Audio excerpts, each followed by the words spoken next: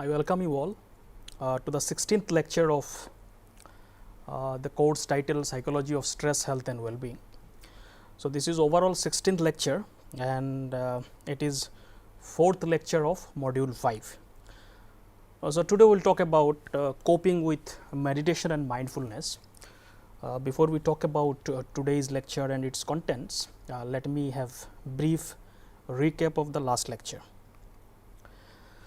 So, in the last lecture, that is lecture 15, which was the third lecture of module 5, we have discussed about coping with social support. So, and we have we tried to understand that social support is very important factor in terms of as a coping resource in terms of dealing with stress and overall our both physical and mental health.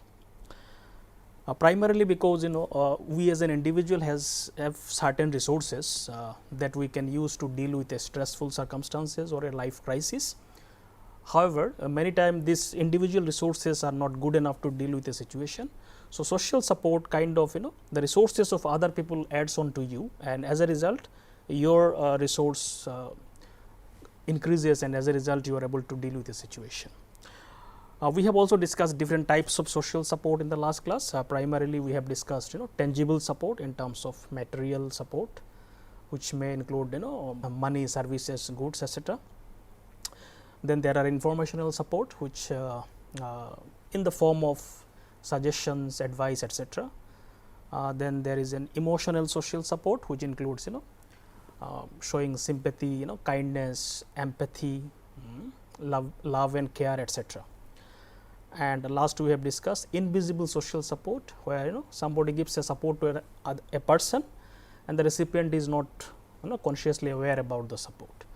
So, we have discussed all these different types of support, and we have also understood that all these supports are necessary at different stages of life, and some people are better at giving this support, certain specific type of support as compared to other support. So, we have also discussed various kinds of empirical findings and research finding that shows that social support is important in terms of coping with stress and overall for our health. It has a positive impact on our health and well-being, and primarily it does all the beneficial functions by positively impacting our physiological aspects, such as it reduces cardiovascular functions, it reduces stress related hormones, it increases our immune functions and so on, and also it increases health related behaviors also, such as eating healthy diets, doing more exercise, etc. So, in that context we have discussed there are two hypotheses. One is direct effect hypothesis, where we said that social support is helpful in all conditions, not just only stressful circumstances, and buffer effect hypothesis, which proposes that social support is primarily important at the time of high stress situations. So, research kind of showed support to both the hypotheses depending on the circumstances.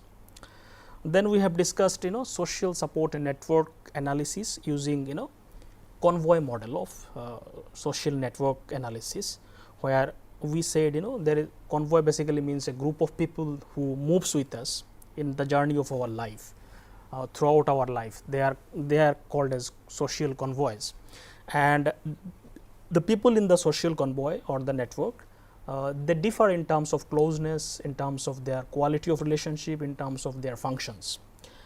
And we also try to understand that using this convoy of social support or model, where we can use by using concentric circles, we can find out people who are in the inner circle closest to us, then middle circles who are little bit away from the inner circle, and the outer circle, people who are still important but not that close. And we can do this exercise in order to understand and find out the deficiencies and the quality of our social support network. And at the end we have discussed how can we build social support.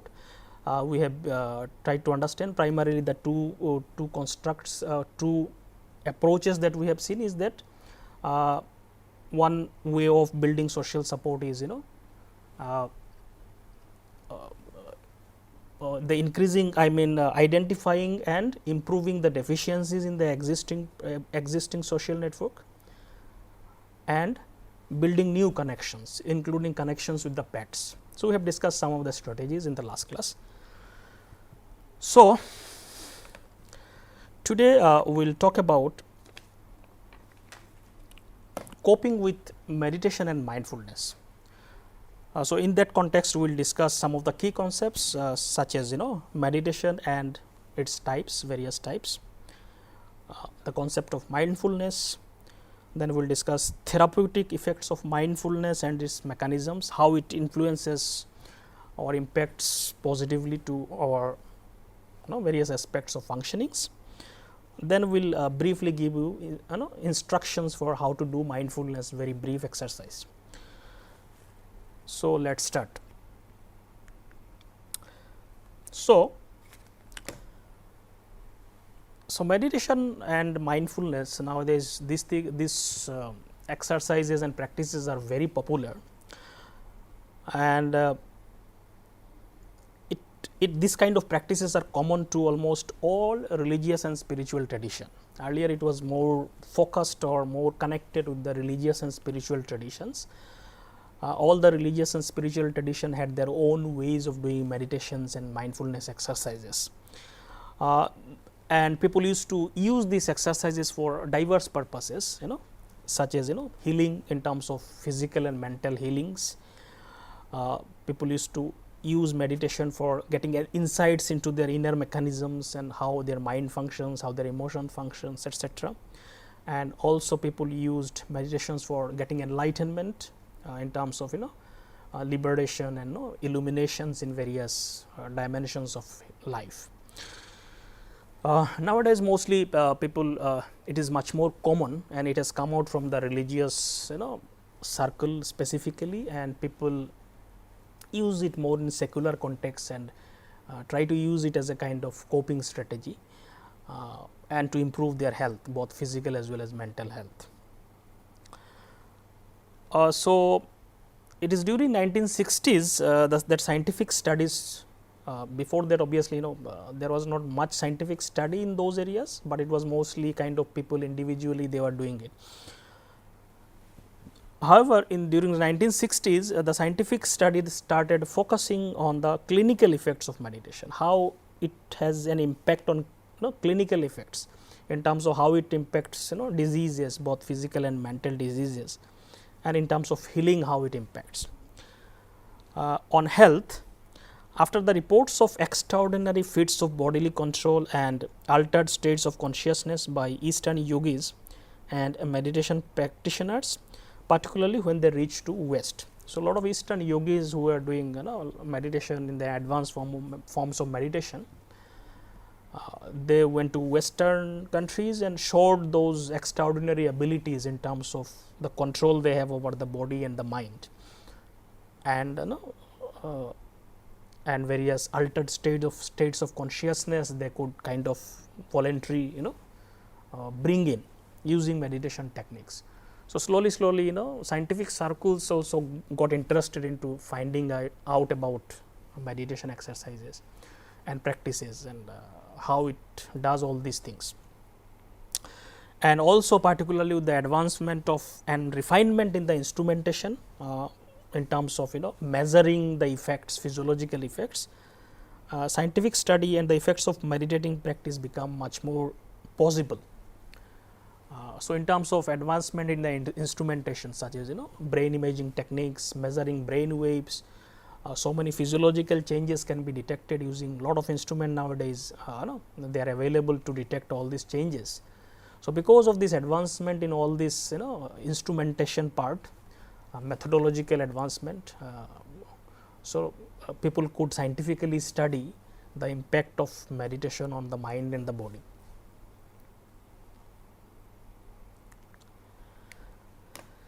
Now, a formal acknowledgement of the academic curiosity within psychology came in 1977 when the American Psychological Association issued a statement that about meditation, stating that meditation may facilitate the psychotherapeutic process They also encourage researcher to evaluate its possible usefulness.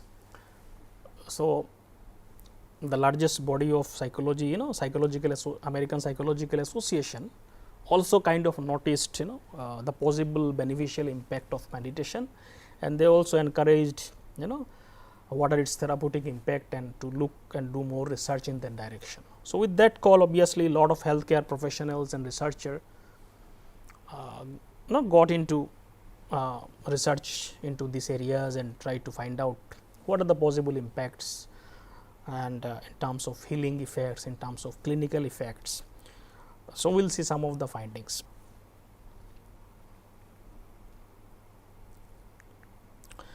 So, let us see what is meditation in terms of, let us formally try to see, because people may use this term to mean so many things.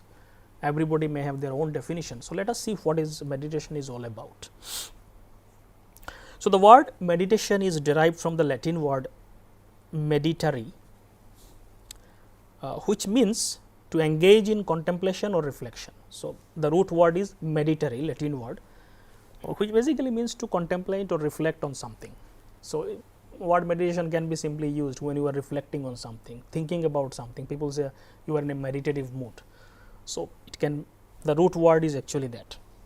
So, the word meditation comes from the same Greek and Latin root as the word medicine. So, medicine actually also came from the same root and as meditation. So, you can see a connection also. Meditation also kind of used as a medicinal properties in terms of healing effects. Both has their almost same root. Menocha 2000 in 2000 in one of the research paper described meditation as a discrete and well defined experience of a state of thoughtless awareness or mental silence in which the activity of the mind is minimized without reducing the level of alertness. So, this is one of the definition which kinds of captures the essence of meditation.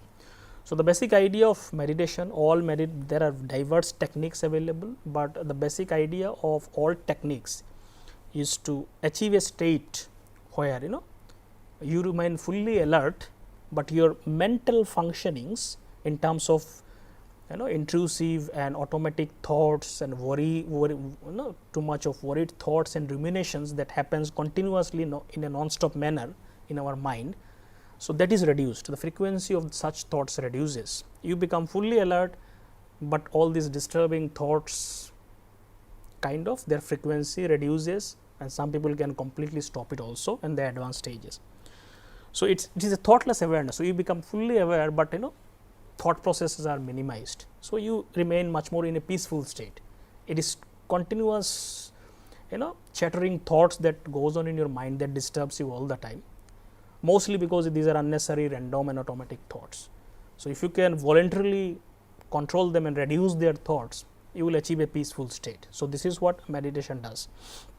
So, you achieve a mental silence or peaceful state.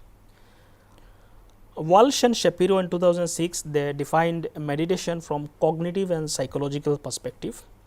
So, they said it is as a family of self-regulation practice that aim to bring mental processes under voluntary control through focusing attention and awareness.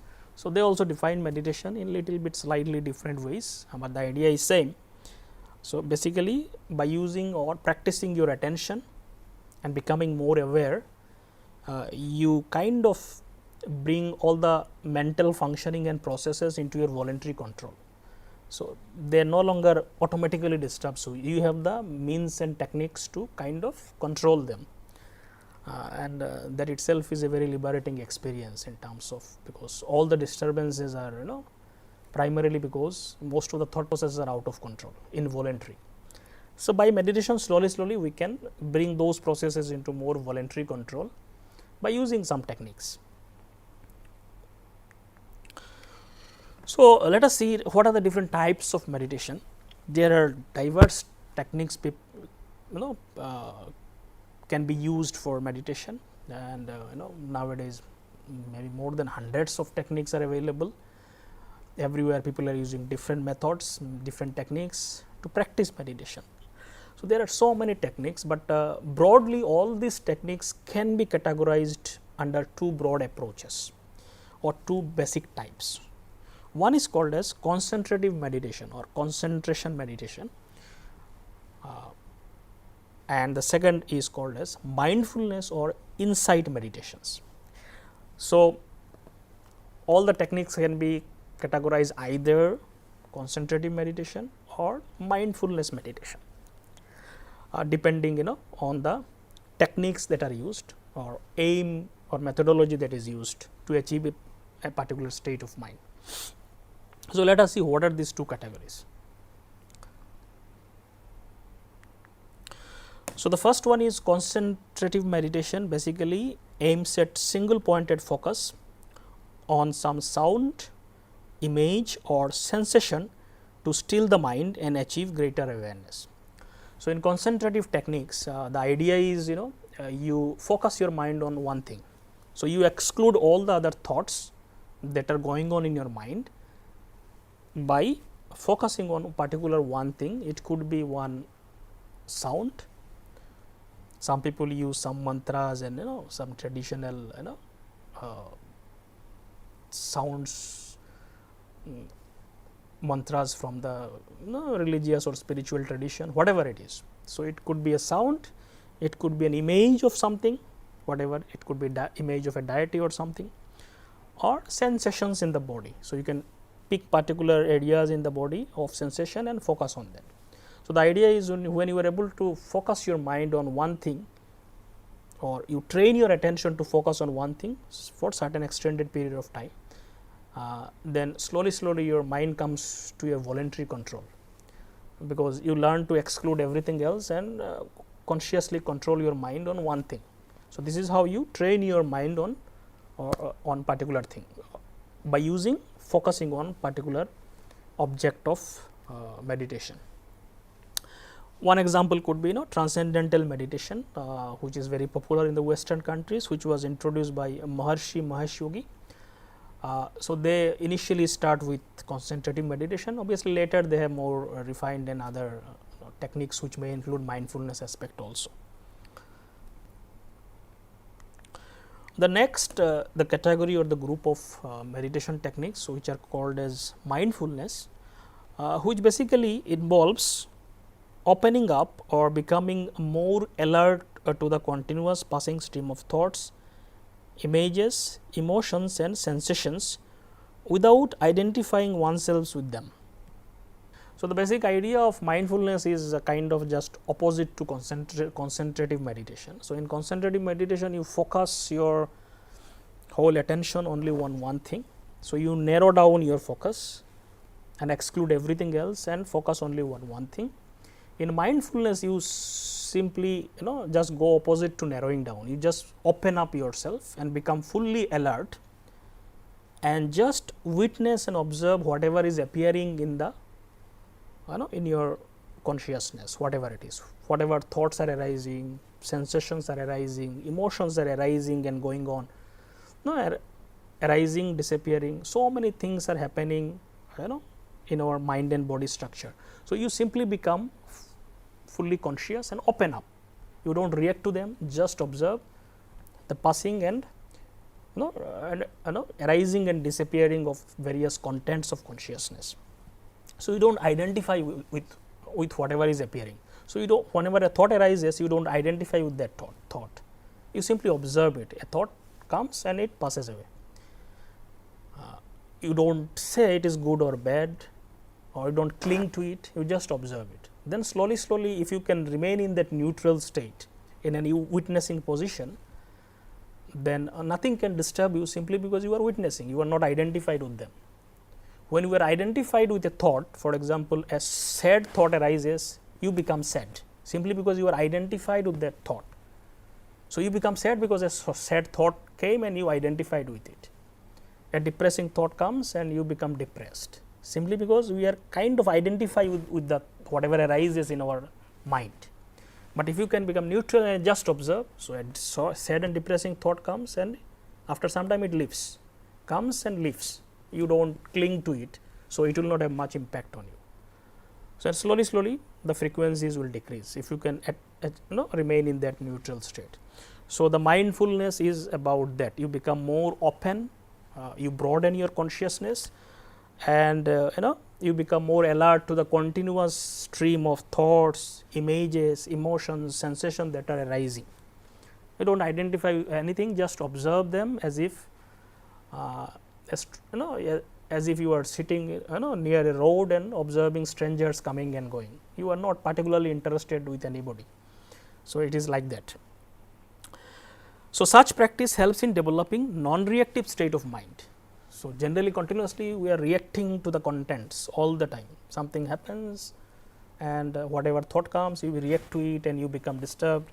So, mindfulness helps you to achieve a non-reactive state of mind, and which is foundation for calm and peaceful state of consciousness. If you continuously react all the time to all the things without really looking into deeply in the situation, you will be continuously disturbed.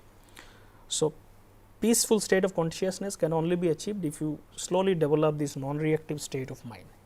That does not mean you do not react to appropriate things, whatever is necessary you react and do that, but unnecessary lot of things, random and intrusive, automatic, unconscious things, you do not react all the time. You know how to keep a distance.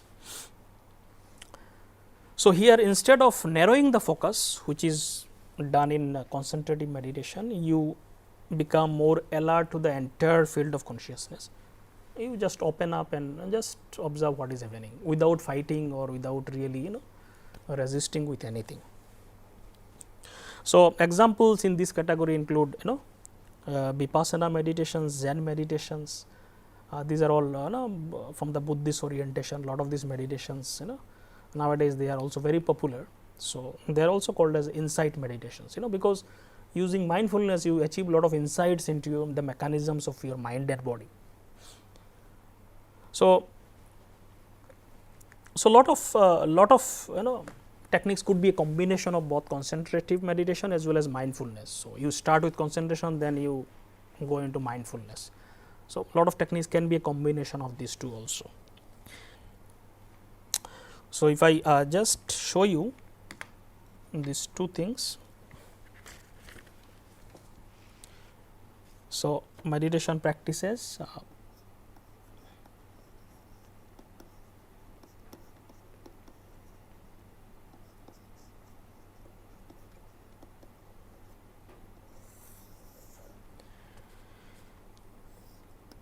typically of two types. One is concentrative,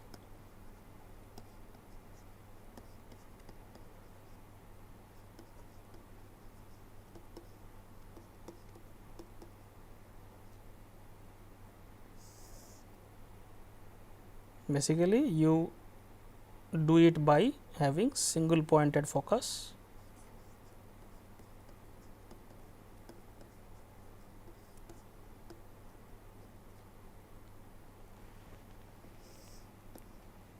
and then you have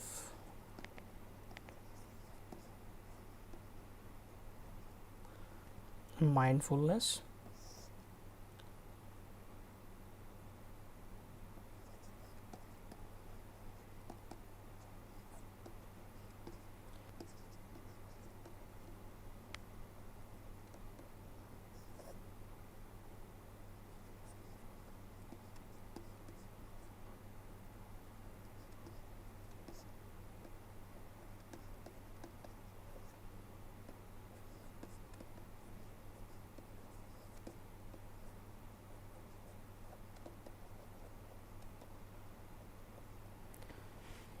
Mindfulness includes opening up and becoming alert to the entire field of consciousness. So, in concentrative meditation, you narrow your focus,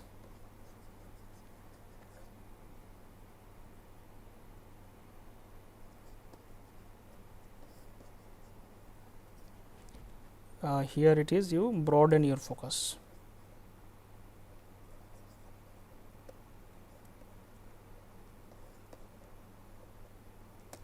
So, these are some of the fundamental differences between these two techniques, but the idea of the focus or the aim of both the techniques are same, and sometimes a lot of techniques start with concentration and they end up having mindfulness technique.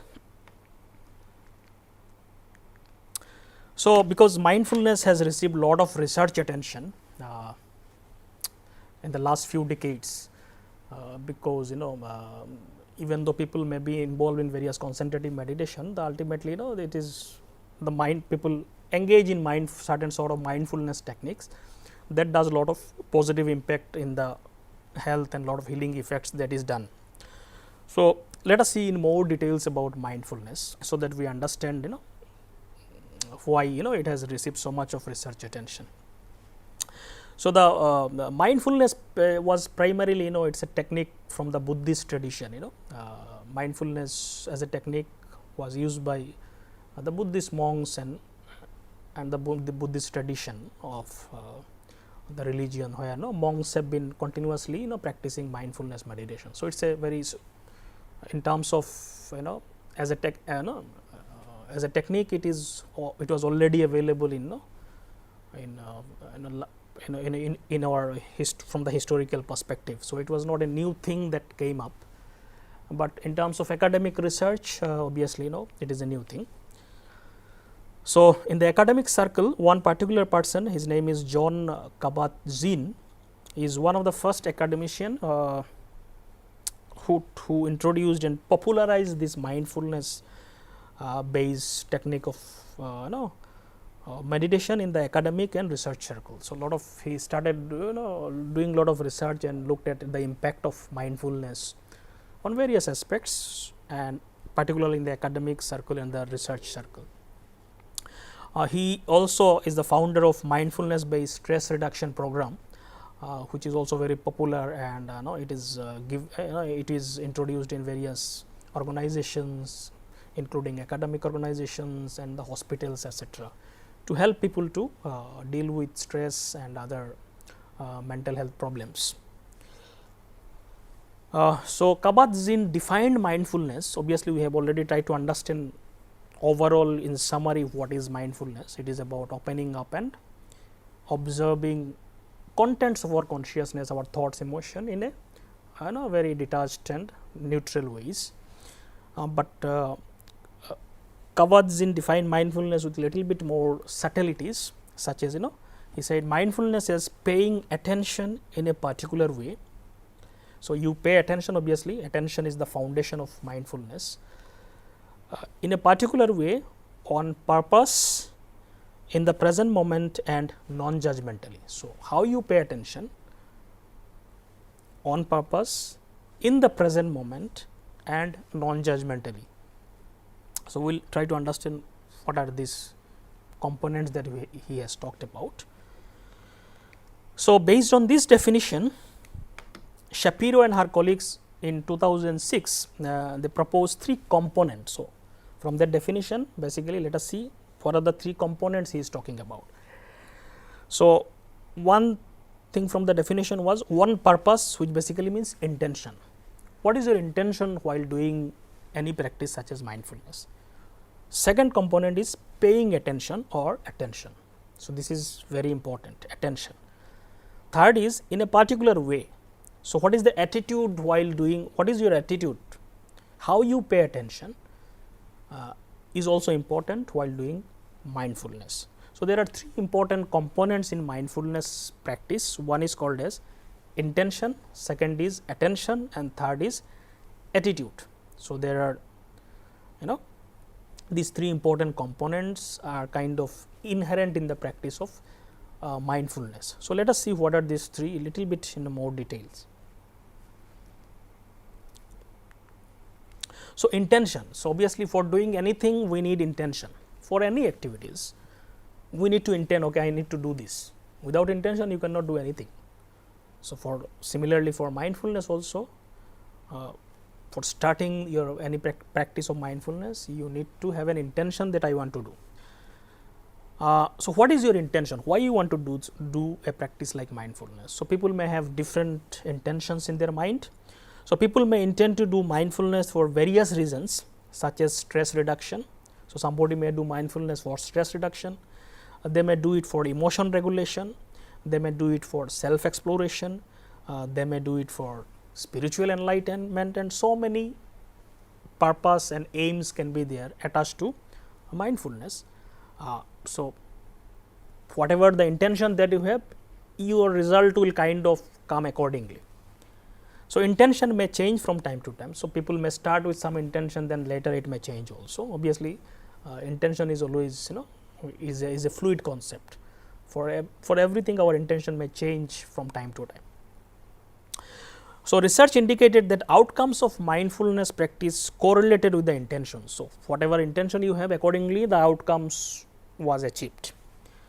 For example, those who practice for stress reduction attained better coping with stress, and those who practice for self exploration attained better insights into their self. So because the whatever intention, accordingly you give attention. So you want to cope with the stress, so your intention will be like that, and accordingly you will try to achieve coping with the stress. So similarly, whatever your intention, result will kind of vary. So your intention also plays very important role. Why you are doing it? That will set the stage. Second is attention. This is the most fundamental thing, So paying attention for any meditative techniques and also mindfulness, it is about paying attention, and attention is so important and quality that without it we cannot succeed in any field of our life. So it is the attention that help us to complete any task. If we are not able to pay attention, you cannot do any task. So that is why paying attention is very important, and in the mindfulness and meditation, basically we train our attention how to pay attention on something. And because this is fundamental for success in life, for anything you want to achieve, you need to pay attention. So attention is very important for meditation practice, because through meditation we practice or train our attention. So paying attention is core to mindfulness practice. If you are not able to pay attention, you will not be able to achieve that. So this is slowly we build our attention. So paying attention involves observing the operations of one's moment to moment internal and external experience. So you need to be alert and pay attention to whatever is appearing in the mind and the emotion and at the body level. So that ability to pay attention and remain in the present moment is something very important for mindfulness practice.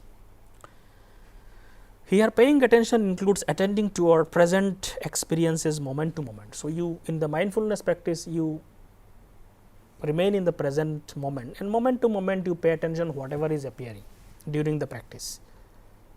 So you don't try to shift too much into your past and the present. You try to remain in the present moment, and moment to moment whatever is appearing, you pay attention to that. And this is how you need to function actually, because the present is the most important moment. You are actively involved only in the present moment, and most of the things that we think in the past and the future are mostly at the imaginary level. They have not yet happened, and in the past has already gone. So in the present moment you need to engage with things to complete it. So in moment to moment you kind of pay attention to all the contents. So here paying attention includes attending to our present experiences moment to moment by suspending all interpretations and judgments. So during the practice you don't interpret and judge too much. For example, a thought comes, you don't judge whether it is good or bad. The moment you say some thought is good and some thought is bad, you are lost in that. You will start fighting with it. Then you are no longer witness and neutral observer. So that is the problem. So this non-judgmental attitude is very important. So you just observe without any judging it. Then it will not disturb you. It will come and go. Such attention takes us out of our non-stop wandering, disturbed mind. So mostly we are lost in our mind. Too much of disturbed thoughts and emotions that comes up, we get lost in them. So that is why mostly. So through mindfulness we are changing that pattern. And the third is attitude. Attitude here basically we are talking about is qualities of attention, or basically how you pay attention is your attitude. What is the quality of your attention? So, that is the meaning of attitude in this context. So, this is also an important aspect of mindfulness practice. Mindfulness also includes paying attention to our internal and external experiences without evaluation or interpretation. So, you are paying attention, but you are not judging and interpreting all the time. You are just bare attention, neutral attention that is given. So, with some heart qualities in it. So, you accept whatever comes to your content of your mind or emotion, you do not fight with it. So, there is an acceptance, there is a patience. If you do not have patience, you cannot become neutral.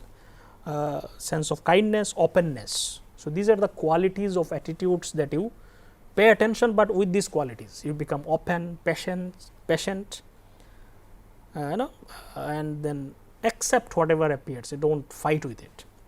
So, that is the meaning of non-judgmental observation.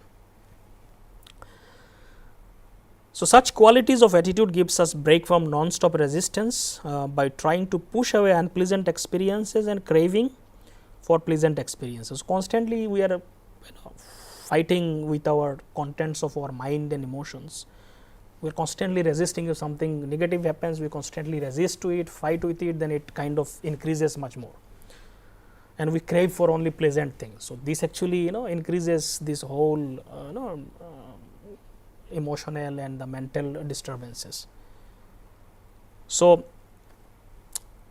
this is changed, this whole process of perception and that we normally function in a normal mode is changed by mindfulness. So, basically there are three components which constantly interact with each other. So, if you see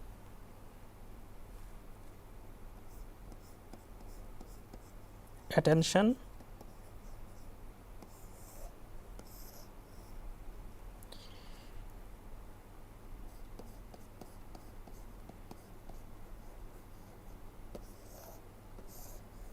attitude,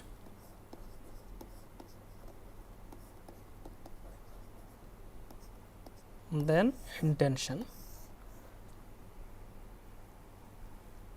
So, they all continuously interact with each other.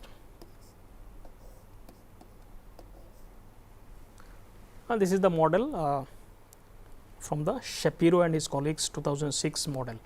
So, basically these three components are a very important part of mindfulness and they continuously interact with each other. Now, let us see what are the therapeutic effects of mindfulness. What are the research evidences that it is helpful. So, a lot of research has actually gone into mindfulness in terms of as an intervention for various healing effects, various clinical effects. So, I will just briefly talk about some of them. It is not possible to include all the research findings because the literature is huge. So, the research on mindfulness has identified its diverse positive impacts or benefits. Some of them are like it reduces stress. Lot of research has shown that it is an important ways of coping with stress. It is an important technique. So, stress reduction is one big area where a lot of research has shown its benefits in that context. Mindfulness also increases positive effect, means positive emotions, and decreases negative emotions such as anxiety, depression and various other negative emotions. So, it helps you to promote positive emotions. It will help you to increase your happiness and positive mood and other things. It also improves to working memory. So, our memories functions much better. It also helps us to increase satisfaction in our relationship by decreasing conflicts in relationship. When you become less non-reactive to mostly automatic and destructive emotions and thoughts, you do not just get lost into those automatic and destructive thoughts. Generally conflicts will reduce in your life.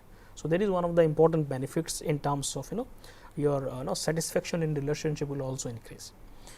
Research also shows that mindfulness increases immune functionings and physical health over the various parameters of physical health. And also overall it improves well-being in terms of mental well-being, mental health, and so many indicators of it. So these are some of the sample research that shows in diverse functioning areas mindfulness has its benefits. So let us see what are the mechanisms by which it does all the positive impact, why it does that positive impact.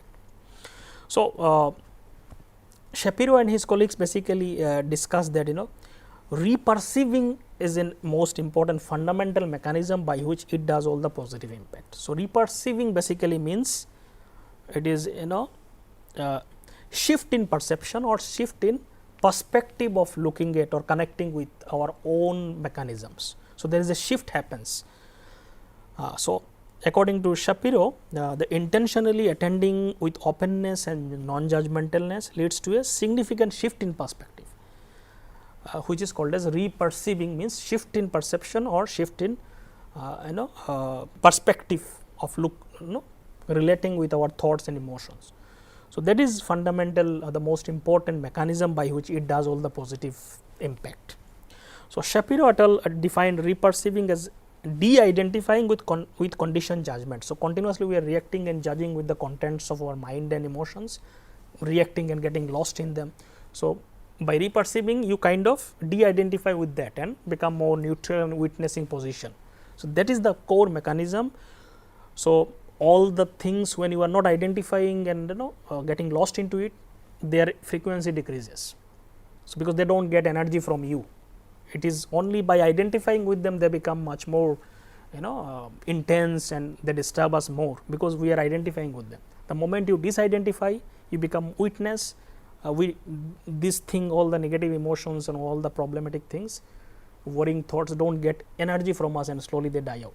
So this is the main mechanisms called as reperceiving.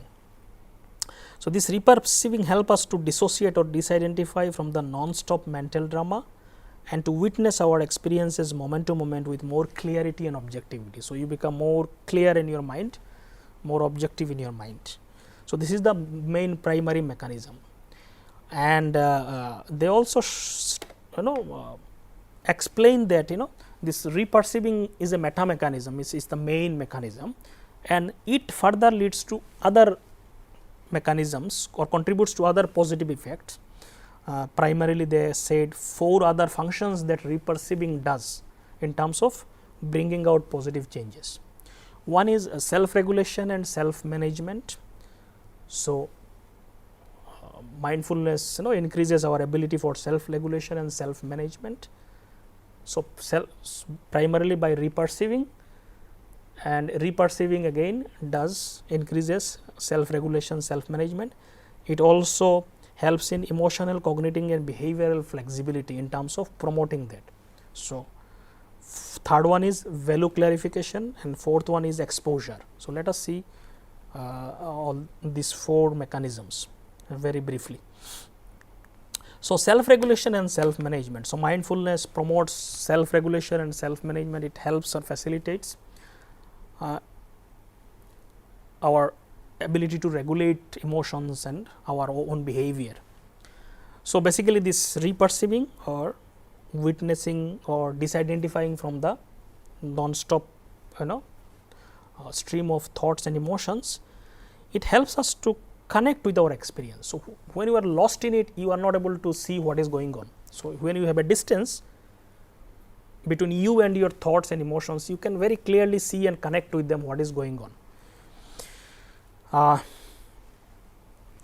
We have more access to experiential information. We can more clearly see what is going on in my mind and emotions, and so as a result we don't avoid it too much. When you are getting lost in it because of unpleasantness, you try to avoid it and you don't see actually what is happening. So it reduces avoidance and increases more access to experiential information. It increases our degree of freedom in terms of what to do with it, and this reduces automatic, intrusive, habitual and maladaptive reaction patterns. So we are able to control our mind and emotions in a much more better ways. This is one thing. Second is value clarification.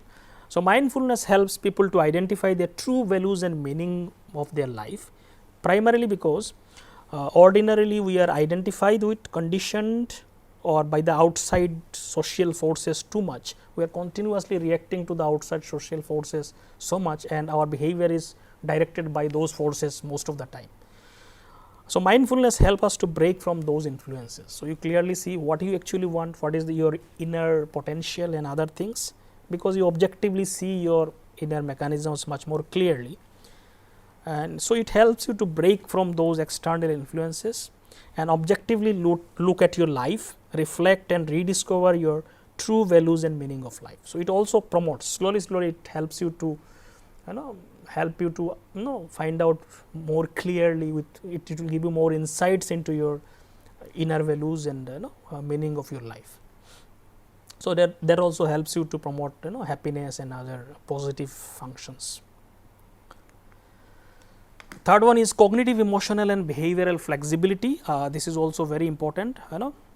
Flexibility in our thought processes is very important in our behavior, because if you become very rigid and you don't know, you are not able to expand and adapt to a situation. So, when we are not flexible, we are not able to adapt to different situations. We are just one type. So, that flexibility is very important, and mindfulness helps you to give that flexibility.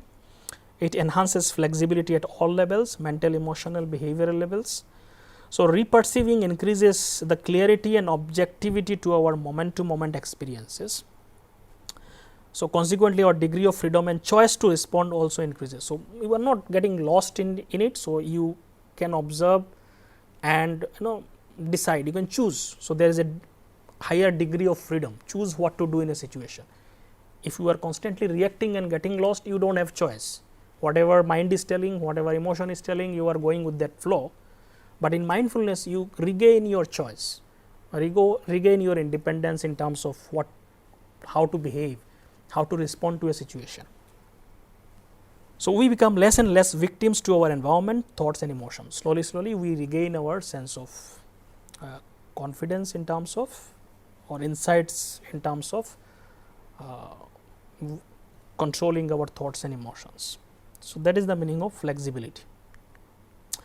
Exposure is again another technique which is basically used in various therapies for phobias. So, people who are exaggerate fear for something, such as some people are afraid of going to lifts, some people are afraid of going to closed spaces, some people are afraid of heights. So, these are specific phobias where exposure therapies are helpful. So, slowly systematically they are exposed to those things that they fear of. So, slowly they learn to face them, and as they face them, their fear reduces. So, similarly what happens, the basic idea in exposure is that that people get desensitized when systematically exposed to an unpleasant emotion again and again. So, because mostly we run away from unpleasant emotions, so we never able to deal with them. So, slowly if you learn to, not suddenly you push them to extreme situations, but slowly if you teach people to systematically get exposed to the things they are afraid of, which are irrational fear and other things, and then slowly they master those things and they are no longer that fearful. So, this is what exposure therapies does. In mindfulness also kinds of certain exposure therapy happens. Primarily a lot of positive changes that are done by mindfulness are by the principle of exposure. In mindfulness, we connect directly with the moment to moment experiences. So, you are not running away or you are not getting lost into your emotions and thoughts. You are simply observing and facing them and looking at them without judging them, good or bad. So, you are kind of exposed to them and facing them without reacting. So, that emotion will not have much impact also, but you are facing them also, not running away from them. And you learn to observe them without avoidance and resistance. So, this exposure therapy is also happening in the mindfulness also. So, this approach reduces our negative, maladaptive and neurotic emotional patterns such as phobias and anxiety. So, a lot of these negative psychological issues may also vanish by practicing mindfulness. So, all this mechanism may lead to many positive outcomes that we have discussed. Why mindfulness leads to all these positive outcomes. This could be some of the possible mechanism. So, the master or main mechanism is reperceiving. So, if I just draw it like that. So,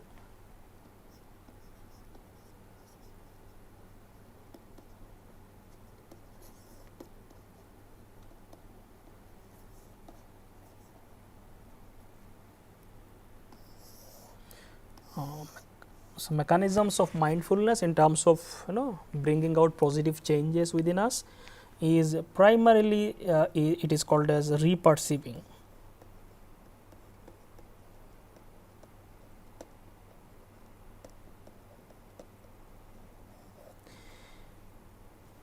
Which basically means shift in perception.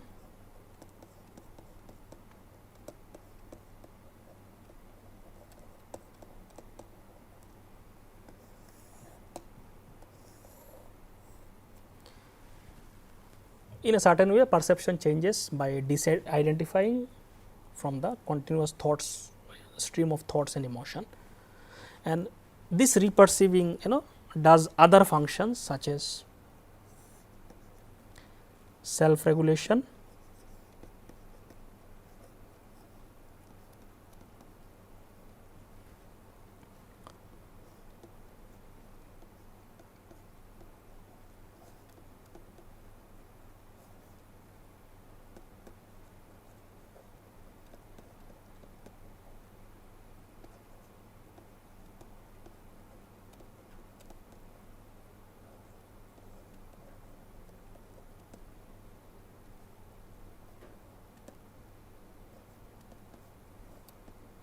emotional, cognitive and behavioral flexibility,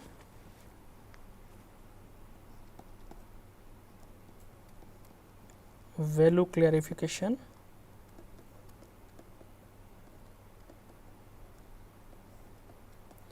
the last one is exposure. So, this is how we can kind of show it diagrammatically, the mechanisms of mindfulness.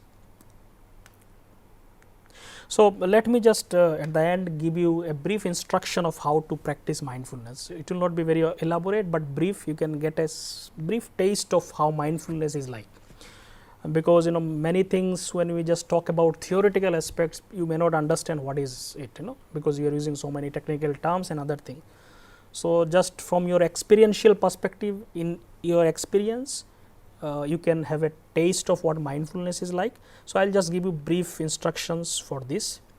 You can follow that and kind of understand what is mindfulness. So, for doing mindfulness practice, you can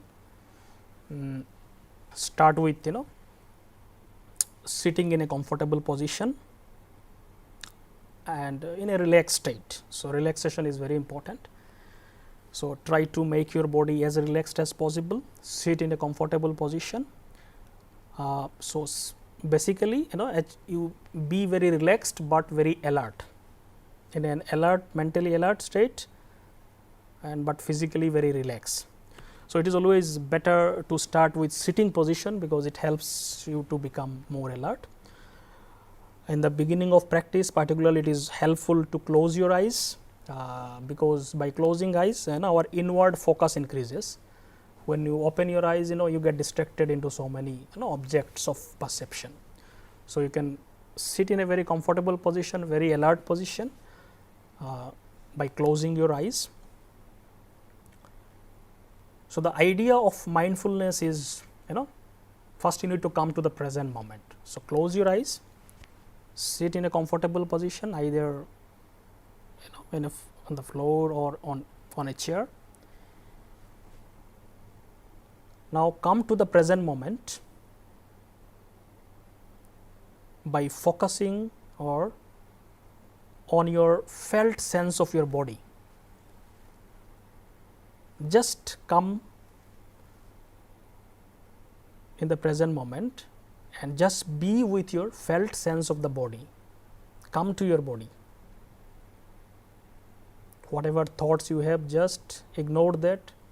Sense, feel how your body feels like, how your body is sitting on a chair or maybe on a floor, what are the sensations going on.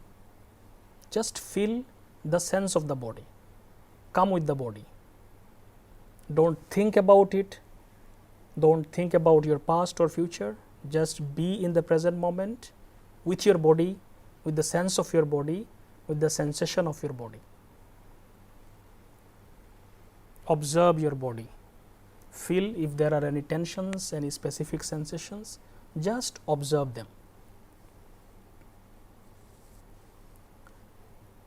Now slowly pay attention to the breathing.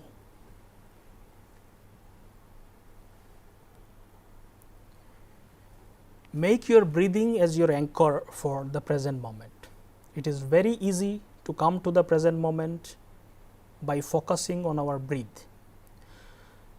So when I am telling focus on your breathing, don't change the breathing pattern, just observe your natural breathing pattern. So breaths are coming in, going out, just observe them. So breath is happening by itself, you are not doing anything.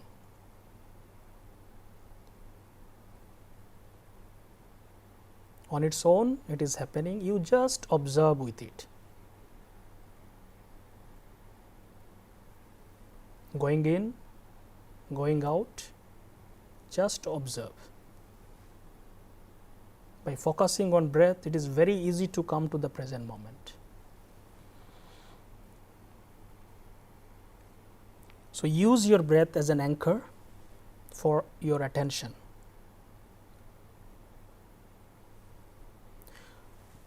Once you are sufficiently established in the present moment, by focusing on your breath, you can expand your mindfulness to other internal and external stimuli.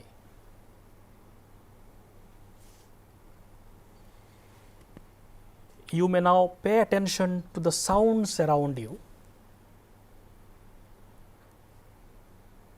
Just hear the sounds, whatever sounds are there. It may be sounds of fan, sound of AC, or some distant chirping of the birds. Whatever is there, just listen to it. Don't think about it. Don't say sound is good or bad. Just listen, just become your ear. Just hear whatever it is available. This is the meaning of mindfulness, observing, paying attention without judgment. Just pay attention.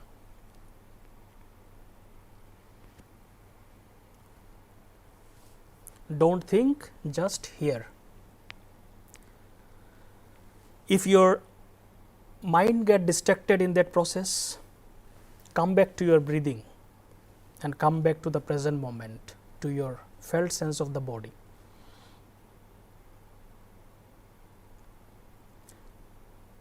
Similarly, you may expand your mindfulness to other sensory modalities such as smell. If there are any smells around you, you can just observe it and notice it.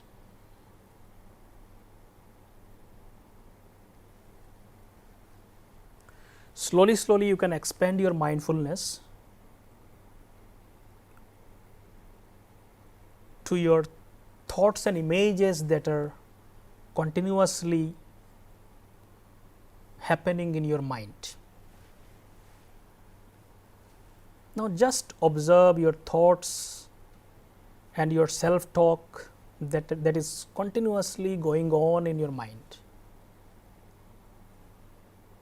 Don't say it is a good thought, don't say it is a bad thought, just observe.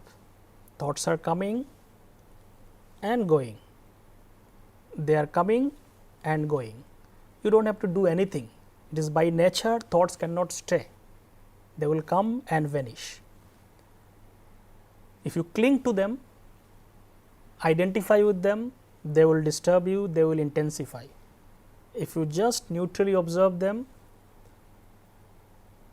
without identifying, as a witness, neutral witness, they will come and go, slowly their frequencies will decrease, and after a few moments you may find very few thoughts are actually coming, because you are not becoming identified and interested and involved with them. You are not getting lost in them, just observe them. Thoughts and images are just coming and going. Just remain as a witness. They will never stay, they will anyway vanish. So, just observe without any specific interest. So, while observing thought, you may frequently get lost in them, in some future thoughts, in some past thoughts. If such a distraction happens, come back to the present moment, observe your breaths again, your incoming and outgoing breaths. So, use your breathing as anchor point for present moment. Whenever you get distracted, start focusing on your breathing without changing them, just observe them. So, like this, you can expand your mindfulness to emotions, both gross and subtle emotions. Just like thoughts, emotion also sometimes comes, they stay for some time and then they leave. If you don't fight with them, if you don't get engrossed in them, they will automatically leave your system. So, just be witness to them. Don't fight with them, don't resist them, don't judge them. Just observe them.